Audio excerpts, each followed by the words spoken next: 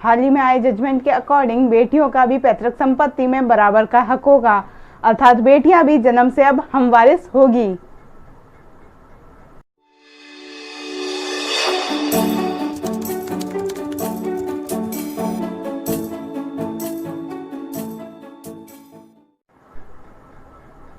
Very warm good evening to one and all. नमस्कार, आप सबका स्वागत है अनलॉक लीगल प्रॉब्लम चैनल पर, जहां मैं एडवोकेट स्वाति जोशी आपकी लीगल प्रॉब्लम्स को लॉक नहीं अनलॉक करती हूं। आज हम बात करेंगे सबसे नए जजमेंट की, जो कि हाल ही में आया है, जिसके अंतर्गत पैतृक संपत्ति में बेटियों को भी अधिकार दिया गया है। तो सबसे पहले समझते हैं पैतृक संपत्ति क्या होती है। पैतृक संपत्ति में ऊपर की 3 पीढ़ियों की संपत्ति को इंक्लूड किया जाता है। आसान भाषा में समझाऊं तो आपके पिताजी की संपत्ति, आपके दादाजी की संपत्ति और आपके परदादाजी की संपत्ति आपकी पैतृक संपत्ति कहलाएगी। परंतु इसके अंतर्गत आपके पिता द्वारा अर्जित की गई अर्थात कमाई गई संपत्ति को इंक्लूड नहीं किया जाता है। उसके अंतर्गत उनका खुद का स्वयं का अधिकार होगा। वह चाहे तो उसको दान कर दे, वह चाहे तो उसका विक्रय कर दे, वह चाहे तो अपने अकॉर्डिंग उसकी वसीयत बना दे, या वह चाहे तो उसका आपस में बंटवारा कर दे। परंतु यदि आपके पिताजी की मृत्यु हो चुकी है या उनकी मृत्यु हो जाती है, उसके पश्चात वह संपत्ति भी पैतृक संपत्ति के अंतर्गत आ जाएगी। अर्थात आपके पिताजी की मृत्यु हो जाने के पश्चात ही वह संपत्ति आपकी पैतृक संपत्ति कहलाएगी। उससे पहले उस पर पूर्ण अधिकार आपके पिताजी का है, जो संपत्ति आपके पिताजी ने अर्जित की है।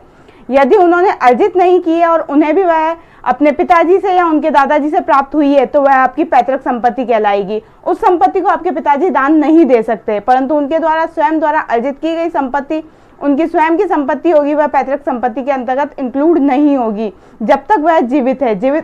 उनकी मृत्यु के पश्चात ही वह संपत्ति आपकी पैतृक संपत्ति के अंतर्गत इंक्लूड होगी।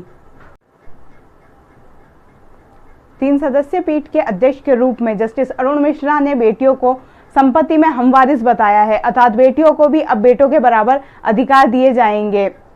इस जजमेंट के अंतर्गत 3 सदस्यीय पीठ ने यह कहा कि बेटियां भी जन्म से ही पिता की संपत्ति के अंतर्गत अर्थात पैतृक संपत्ति के अंतर्गत हमवारिस होगी। उनके भी पुत्र के समान अधिकार होंगे और पुत्र के समान ही उन्हें संपत्ति में अधिकार दिया जाएगा। उनके कर्तव्य भी पुत्र के समान ही होंगे। यदि किसी पुत्री की मृत्यु हो जाती है तो उसके पश्चात उनके बच्चे अर्थात उसके बच्चे न कि संपत्ति के अंतर्गत संपत्ति के बंटवारे में अधिकार प्राप्त कर सकेंगे। अर्थात एक पुत्री के बच्चे भी पुत्र के बच्चों की तरह ही अपने नाना की संपत्ति में अधिकार रख सकेंगे। जिस तरह पुत्र के बच्चे अपने दादा की संपत्ति में अधिकार रखते हैं, उसी तरह अब एक पुत्री के बच्चे भी अपने नाना की संपत्ति में अधिकार प्राप्त कर सकेंगे। सुप्रीम कोर्ट के नए जजमेंट के बाद में हिंदू उत्तराधिकार अधिनियम 1956 के अंतर्गत अब संशोधन किया जाएगा। इससे पूर्व में 2005 में हुए संशोधन के बाद में पुत्रियां भी संपत्ति के लिए अब केस फाइल कर सकती थी, परंतु अब नए जजमेंट के बाद में पुत्रियां जन्म से ही संपत्ति की अधिकारी होगी।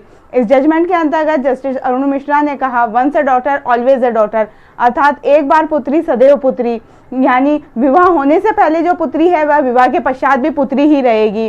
अर्थात जो विवाह से पहले उसके अधिकार और दायित्व थे, वही अधिकार और दायित्व उसके विवाह होने के पश्चात भी रहेंगे। इस तरह सुप्रीम कोर्ट के नए जजमेंट को मैंने आपको बहुत ही आसान शब्दों के अंतर्गत समझाया। एक पुत्री के क्या अधिकार हैं और एक पुत्री को क्या नए अधिकार मिले हैं संपत्ति के अंतर्गत, वो मैंने आपको आसान शब्दों में समझाया।